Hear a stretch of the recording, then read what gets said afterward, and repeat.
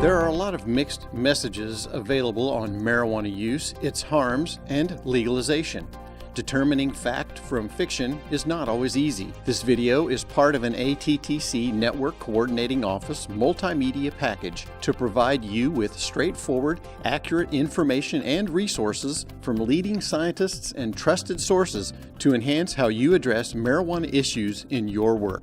In this final video of the Marijuana Lit series, we are joined by Dr. Rosalie Pacula, the director of the Bing Center for Health Economics and the co-director of the Drug Policy Research Center. Dr. Pacula is a senior economist and professor at the Pardee Rand Graduate School. This video examines the variance among marijuana policies and what we are learning that really matters for evaluating their impact. The discussion of whether a state or country should change its marijuana policy is often described as a dichotomous choice between continuing prohibition on the one hand or legalizing it. Therefore, before getting into the details of the possible effects of legalization, I like to make sure people are on the same page with respect to the terminology typically used in describing the marijuana policy options. Let's start with prohibition, which typically refers to the laws and enforcement policies which lead to the arrest and criminal prosecution of those who supply marijuana. And by supply, I mean the cultivation, processing, packaging, distribution, and retail sale of the drug, as well as those who are found guilty of possessing or using it, even if it's for personal consumption. Decriminalization, as it's referred to here in the United States, refers to the elimination of criminal penalties associated with possession or use of small amounts of marijuana, typically less than an ounce, although occasionally larger. The supply of marijuana under decriminalization remains strictly prohibited, but the criminal justice costs associated with prosecuting nonviolent users of marijuana are greatly reduced under this system. Today, roughly 20 states plus the District of Columbia have changed their laws to decriminalize marijuana already. Now, medical marijuana allows for a narrowly defined market to exist with just a limited number of users and growers and producers in some cases, all identified through a legally specified medical need. Legalization is a very broad term which can be used to define a range of systems in which the legal sanctions associated with growing, processing, packaging, distributing, and transporting within a state, of course, selling or marketing cannabis are all removed, as are the sanctions for adults possessing small amounts or large amounts. Legalization that has passed today in Colorado, Washington State, Oregon, and Alaska follows the standard commercial model, while the District of Columbia only allow adults to grow at home and has a smaller market, therefore. Marijuana cannot be sold in the District of Columbia. We are routinely asked about the impact of legalizing marijuana for non-medical purposes, and many people look to findings from the medical marijuana experiments across the states to answer that question. In doing so, our research at RAND suggests that one has to be very careful in considering the findings from the medical marijuana literature for two reasons. First, most studies focus simply on measures of annual or 30-day prevalence rates. Second, not all medical marijuana laws are alike in terms of their allowances. For example, they vary in terms of which diseases marijuana can be used for, whether or not home cultivation is allowed, and how many plants can be home cultivated, and whether or not the state allows for legally protected dispensaries.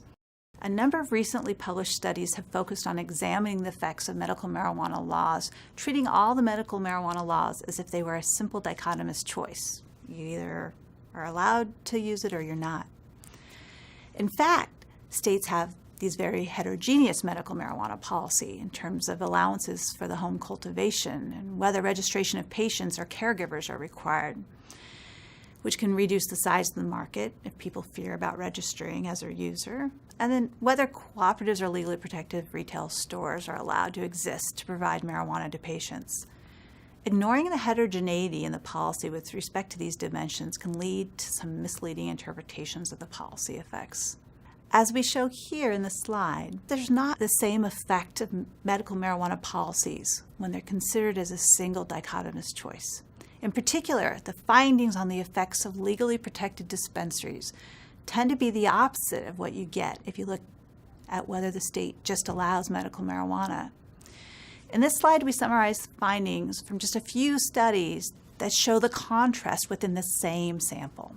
So they highlight the differential effects when a simple medical marijuana measure is used versus a measure of legally protected dispensaries on a variety of youth outcomes for both marijuana and alcohol use. When studies instead include specific medical marijuana policy dimensions rather than this single dichotomous measure, the story looks really different and more complex. Of particular interest in light of legalization discussions are the findings with respect to legally protected dispensaries on use, which we show here. When we look across the studies at the impact of having a legally protected dispensary on various measures of use, whether it's initiation, 30-day prevalence, marijuana treatment admissions, recent alcohol use, or even alcohol-involved auto fatalities, the findings are fundamentally different than those identified when the policies are treated the same. Generally, while having a broad medical marijuana law looks to be protective across all of these measures of use for youth, in that youth in these states with these laws self-report less of each of these behaviors, having a legally protected dispensary looks to increase these behaviors. We see similar differences in studies that also look at adults. The main notable difference pertains to 30-day prevalence rates between the Wen et al. Study and our own RAND study. The Wen et al. Study examines policy changes that occur much later than those that we were able to evaluate, including policies that were passed through 2012 and 2013. Our data stopped much earlier than that. States that passed legislation allowing for medical dispensaries after the 2009 Department of Justice Ogden memo were much more aggressive in regulating the behavior of dispensaries in several ways, particularly in terms of the number of dispensaries allowed, the amount that registered patients could purchase per month, and the extent to which the dispensaries could market themselves. It's entirely possible that a more tightly regulated dispensary system influences consumption differently than the commercial dispensary systems that appeared in early adopting states like Colorado before 2010 and California. The findings also remind us that we have to be very careful evaluating policies that are still in motion. A policy appears to be moving forward, however, before the science can help inform legislatures about the various risks and benefits of alternative models of legalization. We need to get a much better understanding of the relationship between potency and harms. We need a better understanding of the types of marijuana products that people are likely to consume, and whether this varies in important ways by age or demographics.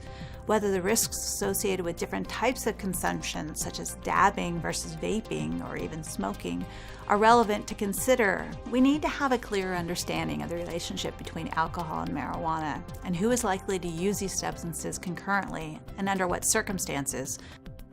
If you have thoughts on this topic or would like to hear what others are saying, join the Network of Practice online discussion.